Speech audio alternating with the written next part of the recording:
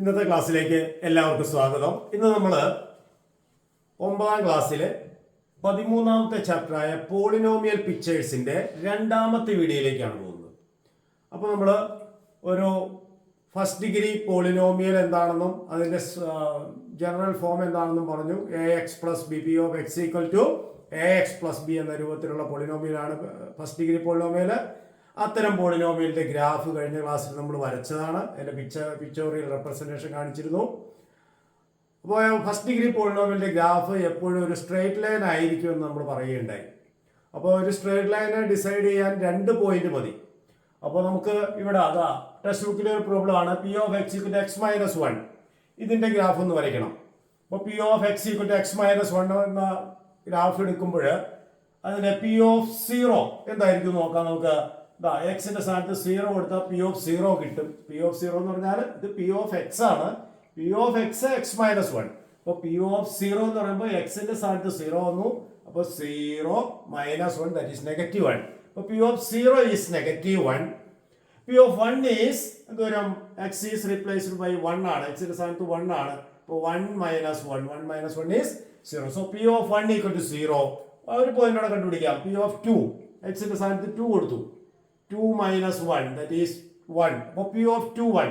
3 point കണ്ടുപിടിക്കുന്നത് എന്തിനാന്ന് വെച്ച് കഴിഞ്ഞാൽ നമ്മൾക്ക് സ്ട്രേറ്റ് ലൈൻ ആണെങ്കിലും ഒരു പോയിന്റ് എങ്ങാനും തെറ്റിപ്പോയി കഴിഞ്ഞാൽ ആ സ്ട്രേറ്റ് ലൈൻ കിട്ടിയില്ലെങ്കിൽ നമുക്ക് അത് ഡിസൈഡ് ചെയ്യാൻ തെറ്റി തിരുത്താൻ പറ്റും.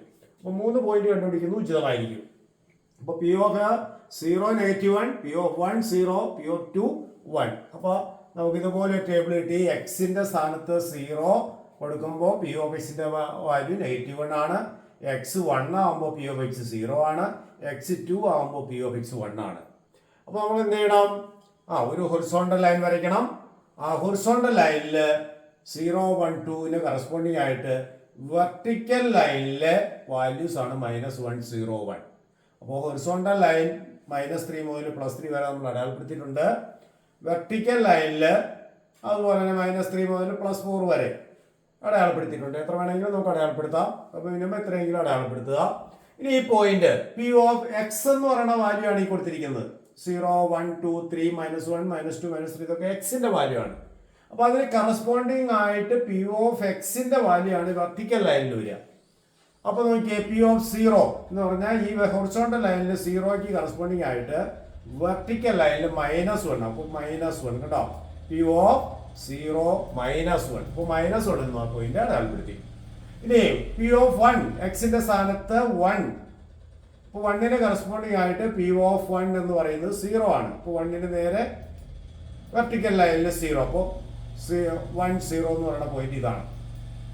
ക്ലിയർ അല്ലേ? 1ന് കറസ്പോണ്ടിങ് ആയിട്ട് വെർട്ടിക്കൽ ലൈനിൽ 0 ആണ്.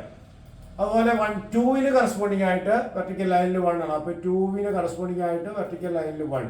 അപ്പോൾ 2ന് നേരെ, അതായത് നമ്മൾ നേരത്തെ വരച്ച എങ്ങനെയായിരുന്നു? 1 യൂണിറ്റ് ലെങ്ത് ഉള്ള ലൈൻ മുകളിലേക്ക് വരച്ചു അല്ലേ?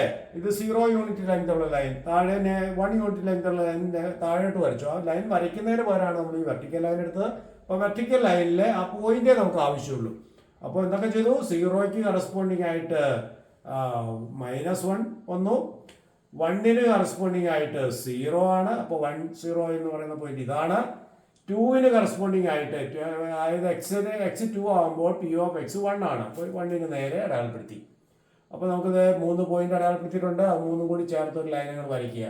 അപ്പോൾ ഇതാണ് p(x) = x-1 എന്ന ഫസ്റ്റ് ഡിഗ്രി പോളിനോമിയലിന്റെ പിക്ചോറിയൽ റെപ്രസെന്റേഷൻ. അപ്പോൾ p(x) = x-1 ഗ്രാഫ് മനസ്സിലായല്ലോ. അപ്പോൾ നമുക്ക് ഇവിടെയും കിട്ടിയത് ഒരു സ്ട്രേറ്റ് ലൈൻ ആണ്. അപ്പോൾ p(x) = x-1 ഗ്രാഫാണ് ഇപ്പോൾ നമ്മൾ വരച്ചത്. ഓക്കെ, വേറെ നോക്കാം. വേറെ p(x) = 1 - x ഗ്രാഫ് എന്താന്ന് നോക്കാം. അപ്പോൾ ഇത് ഫസ്റ്റ് ഡിഗ്രി പോളിനോമിയൽ ആണ്. അപ്പോൾ p(x) = 1 - x. അപ്പോൾ p(0) ആദ്യത്തെ പോലെ കണ്ടുപിടിക്കാം. p(0) എന്ന് പറയുന്നത് ദൂരം x കാണുന്നിടത്ത് 0 കൊടുക്കുക. അപ്പോൾ 1 - 0, 1. x കാണുന്നിടത്ത് 1 കൊടുക്കും. ഇഷ്ടം ഏത് വാല്യൂ വേണമെങ്കിലും കൊടുക്കാം കേട്ടോ. നമ്മൾ എപ്പോഴും ചെറിയ വാല്യൂസ് കൊടുത്തു എന്ന് മാത്രം. നമുക്ക് 2 പോയിന്റ് കിട്ടിയാൽ മതി. സ്ട്രേറ്റ് ലൈൻ ആണ് വരിക. 2 പോയിന്റ് ഉണ്ടെങ്കിൽ സ്ട്രേറ്റ് ലൈൻ വരയ്ക്കാം. അപ്പോൾ p(0) എന്ന് പറഞ്ഞാൽ x കാണുന്നിടത്ത് 0 കൊടുത്തു. അപ്പോൾ 1 - 0, 1. p(1) x കാണുന്നിടത്ത് 1 കൊടുത്തു. അപ്പോൾ 1 - 1, 0. p(2) 1 - 2, -1. അപ്പോൾ നമുക്ക് ഇതുപോലെ ടേബിൾ കിട്ടും. x നമ്മൾ കൊടുത്ത വാല്യൂ 0, 1, 2 ആണ്. അപ്പോൾ 0ക്ക് കറസ്പോണ്ടിങ് ആയിട്ട് വെർട്ടിക്കൽ ലൈനിൽ 1, 1ന് കറസ്പോണ്ടിങ് ആയിട്ട് വെർട്ടിക്കൽ ലൈനിൽ 0, 2ന് കറസ്പോണ്ടിങ് ആയിട്ട് വെർട്ടിക്കൽ ലൈനിൽ -1. അപ്പോൾ ഈ ഗ്രാഫ് വരയ്ക്കുമ്പോൾ എന്ത് വരും? Horizontal line, vertical line. Horizontal ലൈനിലാണ് നമ്മൾ എക്സ് എടുത്തിരിക്കുന്നത്. അപ്പോൾ എക്സ് 0 ആകുമ്പോൾ പി ഓഫ് എക്സ്, അതായത് പി ഓഫ് എക്സ് എന്ന് പറഞ്ഞാൽ 1 വരും. എക്സ് 1 ആവുമ്പോൾ പി ഓഫ് എക്സ് 0ക്ക് കറസ്പോണ്ടിങ്, അപ്പോൾ ഈ പോയിന്റ് തന്നെ വരും. എക്സ് 2 ആവുമ്പോൾ പി ഓഫ് എക്സ് -1 ആണ്. അപ്പോൾ -1 ഇവിടെയാണ്. അപ്പോൾ പി ഓഫ് എക്സ് -1. അപ്പോൾ അത് മൂന്നും കൂടി ചേർത്ത് ലൈൻ വരയ്ക്കുന്നു. അപ്പോൾ P of X equal to 1 minus എക്സിന്റെ ഗ്രാഫാണ് ഈ കിട്ടിയത്. അപ്പോൾ P of X equal to 1 minus എക്സിന്റെ ഗ്രാഫ് കിട്ടി. ഇനി നമുക്ക് വേറെ ടെക്സ്റ്റ് ബുക്കിലെ പ്രോബ്ലം ആണ് കേട്ടോ. അടുത്ത ക്വസ്റ്റ്യനിൽ പോകാം. P of X equal to എക്സിന്റെ ഗ്രാഫ്. അപ്പോൾ P of X equal to X എന്ന് പറഞ്ഞാൽ എക്സ് 0 ആയാൽ പി ഓഫ് എക്സ് 0 ആവും. എക്സ് 1 ആയാൽ പി ഓഫ് 1 ആവും. എക്സ് 2 ആയാൽ പി ഓഫ് എക്സ് 2 ആവും. അപ്പോൾ പി ഓഫ് 0 0, പി ഓഫ് 1 1, അതായത് എക്സിന്റെ സ്ഥാനത്ത് 0, ഇവിടെ 0. 1ന്റെ എക്സിന്റെ സ്ഥാനത്ത് 1, ഇവിടെയും 1. എക്സിന്റെ സ്ഥാനത്ത് 2, ഇവിടെയും 2. അപ്പോൾ ടേബിൾ നോക്കാം. അപ്പോൾ എന്ത് വരും? എക്സിന്റെ സ്ഥാനത്ത് 0 ആകുമ്പോൾ പി ഓഫ് എക്സ് 0 തന്നെ. എക്സിന്റെ സ്ഥാനത്ത് 1 വരുമ്പോൾ പി ഓഫ് എക്സ് 1 തന്നെ. എക്സിന്റെ സ്ഥാനത്ത് 2 വരുമ്പോൾ പി ഓഫ് എക്സ് 2 തന്നെ. ഗ്രാഫ് വരയ്ക്കണമെങ്കിൽ വെർട്ടിക്കൽ ലൈന്, ഹൊറിസോണ്ടൽ ലൈൻ വേണം. ഹൊറിസോണ്ടൽ ലൈൻ വരച്ചു, വെർട്ടിക്കൽ ലൈൻ വരച്ചു. എന്നിട്ട് പോയിന്റ്, ഈ പോയിന്റ് ഒക്കെ അടയാളപ്പെടുത്തിയേ. എക്സ് 0, ഹൊറിസോണ്ടൽ ലൈനിൽ 0, വൈ വെർട്ടിക്കൽ ലൈനിൽ 0. അപ്പോൾ 0 0 എന്ന് പറഞ്ഞ പോയിന്റ് ഇതാണ്. ഹൊറിസോണ്ടൽ ലൈനിൽ 1, അപ്പോൾ വെർട്ടിക്കൽ ലൈനിൽ 1. അതായത് ഇതിന് 1ന് നേരെ, ഇതിന് 1ന് നേരെ, ഇതിന് 2ന് നേരെ, ഇതിന് 2ന് നേരെ. അപ്പോൾ ആ പോയിന്റ് എല്ലാം കൂടി ജോയിൻ ചെയ്ത് വരയ്ക്കുന്നു. എന്ത് കിട്ടി? P of X equal to X എന്ന പോളിനോമിയലിന്റെ ഗ്രാഫ് ഒരു സ്ട്രേറ്റ് ലൈൻ, അതിൻ്റെ നടുക്കൂടെ കൃത്യമായിട്ട് ഡിവൈഡ് ചെയ്ത് പോകുന്ന ഒരു ലൈനാണ് നമുക്ക് കിട്ടുന്നത്. ഓക്കെ, ഒരു പ്രോബ്ലം കൂടി നോക്കാം. P of X is equal to മറ്റൊരു question. P of X equal to negative X. P of X equal to negative എക്സിന്റെ ഗ്രാഫ് എന്ത് വരും നോക്കാം. അപ്പോൾ P of X equal to negative X എന്ന് പറയുമ്പോൾ ഇതും ടെക്സ്റ്റ് ബുക്കിലെ 4ാമത്തെ ക്വസ്റ്റ്യൻ ആണ്. പി ഓഫ് 0 വരുമ്പോൾ 0 തന്നെ വരും അല്ലേ?